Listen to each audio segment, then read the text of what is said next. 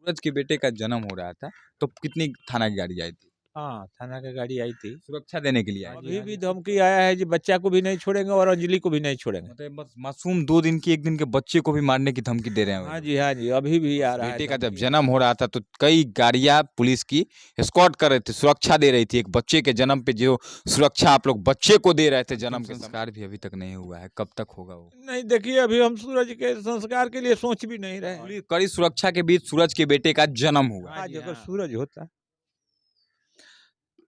तो बच्चा क्या जानता है हमारा बाप कहाँ है। मेरा लाडला लड़का था, उस लाडला लड़का को खो जाना एक क्या कहें, कह नहीं इस सकते हैं। घर में जब एक बच्चे का जन्म हो रहा था तो 2 थाना की गाड़ी, पुलिस की गाड़ी यहाँ पर पहुंची हुई थी और उसे सुरक्षा दे रही थी। सोचिए कि उस बच्चे के अंदर आखिर क्या ऐसा खास बात था कि उसके लिए 2 थाना की गाड़ी जन्म होते ही सुरक्षा देने के लिए चली आई थी। दरअसल यह घर उसी सूरज का है जिस सूरज की हत्या 2 अक्टूबर के दिन कर दी गई थी, जिसके सूरज के पिता की जो शादी थी अंजलि से प्रेम विवाह हुआ था और अंजलि के घर वालों के द्वारा सूरज की हत्या 2 अक्टूबर को कर दी गई थी।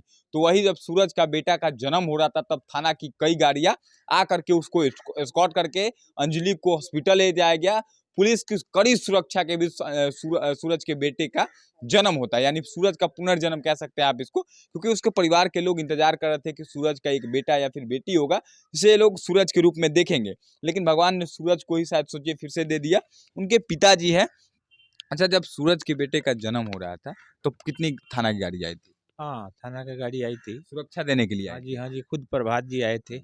मतलब और पूरी कड़ी सुरक्षा के बीच सूरज के बेटे का जन्म हुआ। हाँ जी, हाँ, वो गए थे, प्रभात जी खुद गए थे हाँ, और जा कर के वहाँ हम लोग को पहुँचाए, हॉस्पिटल में रुके। हाँ, जन्म हुआ। हाँ, जन्म हुआ, सब जो है फिर गाड़ी भी दिए यानी फिर कि स्कॉट की गाड़ी बच्चे के साथ-साथ पीछे-पीछे आ जी, रही थी। हाँ, हाँ, हाँ, हाँ, हम लोग को यहाँ कड़ी ले आकर के सुरक्षा के बीच दरवाज़ा लेके पर आया हाँ गया। जी, हाँ जी। इसलिए मान लीजिए अभी 2 दिन पहले जो गोली चला हुआ था, तो हम लोग बोले थे सर से, ये देखिए हम लोगों का जो है, तो ये जो है अपना कर रहे हैं, मदद कर रहे हैं, मदद कर रहे हैं। अच्छा, वो जो सूरज का एक बेटा हुआ है, वो तो अभी अनाथ है, लेकिन उसके जन्म पर आप लोगों को खुशी है कि नहीं है? क्या कहें, आज अगर सूरज होता तो बच्चा क्या जानता है हमारा बाप कहाँ है। बिल्कुल। पता है हम लोग हॉस्पिटल में कल रो रहे थे। जन्म हुआ तो कुछ सोचिए सूझ खुशी रहा होता था, है, एक तरफ थोड़ा खुशी भी था, लेकिन गम भी ज़्यादा था। क्या कहें, हम गाँव में दिखता है सूरज, मेरा रोशनी था वो, अब वो रोशनी हमेशा के लिए कहाँ बुझा है। सुबह शाम जब हम लोग उठते हैं, उसी के याद में रहते हैं। आज तक अब करीब-करीब 4 महीना हो गया, देख रहे हैं हम लोग का दशा। हम लोग का याददाश्त भी खो गया है, कहाँ जाते हैं, क्या करते हैं, कहाँ रखे हैं, कुछ भी नहीं। तो सूरज की याद को आज भी आप लोग भुला नहीं पाए। नहीं, नहीं, तो हमको लगता है ज़िंदगी में हम भूलेंगे भी नहीं। ये भूलने लायक नहीं लग रहा। अच्छा, सूरज का अंतिम संस्कार भी अभी तक नहीं हुआ है, कब तक होगा वो? नहीं देखिए, अभी हम सूरज के संस्कार के लिए सोच भी नहीं रहे हैं, क्योंकि हम लोग को मन में शांति नहीं है। तो महसूस नहीं होता है मैंने कि मेरा लाडला लड़का था, उस लाडला लड़का को खो जाना एक क्या कहें, कह नहीं सकते हैं कुछ।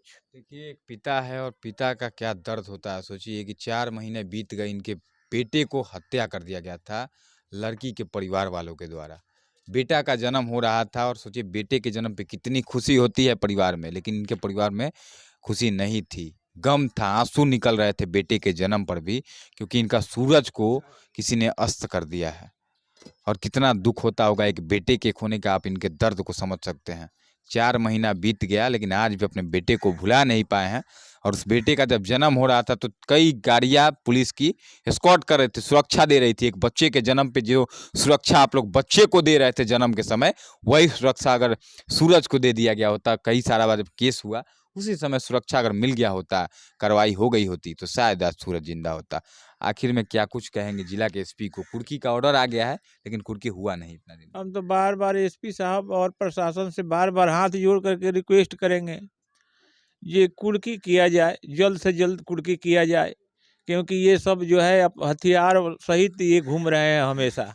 एक आध 2 दिन के बाद हमेशा फायरिंग होता है, धमकाया जाता है। अभी भी हुआ है, खोखा भी मिला है, 2-3 मिल करके आया था गेट पर फायरिंग करके। बच्चा होने के 2 दिन पहले का बात बता रहे हैं आपसे। अभी तो खुद कह रहा है जी जिंदा नहीं छोड़ेंगे। अभी भी कह रहा है लोग कि अभी भी जिंदा कह नहीं रहा- छोड़ेंगे। अभी भी धमकी आया है जी बच्चा को भी नहीं छोड़ेंगे और अंजलि को भी नहीं छोड़ेंगे। मतलब बस मासूम 2 दिन की 1 दिन के बच्चे को भी मारने की धमकी दे रहे हैं वो हाँ लोग। जी, हाँ जी, अभी भी आ रहा है, धमकी आ रहा है। अगर शायद हमको लगता भी है, मान लीजिए 3 दिन 4 दिन पर 3-4 अरे ये 5-7 बार फायरिंग हो चुका। तो लगातार हो रहा है। हमेशा हो रहा है, कुछ ना कुछ फायरिंग हमेशा होता रहा है। ये भाग जाइए, आप लोग छोड़ दीजिए, यहाँ से चले जाइए, हमेशा धमकी आ रहा है सभी।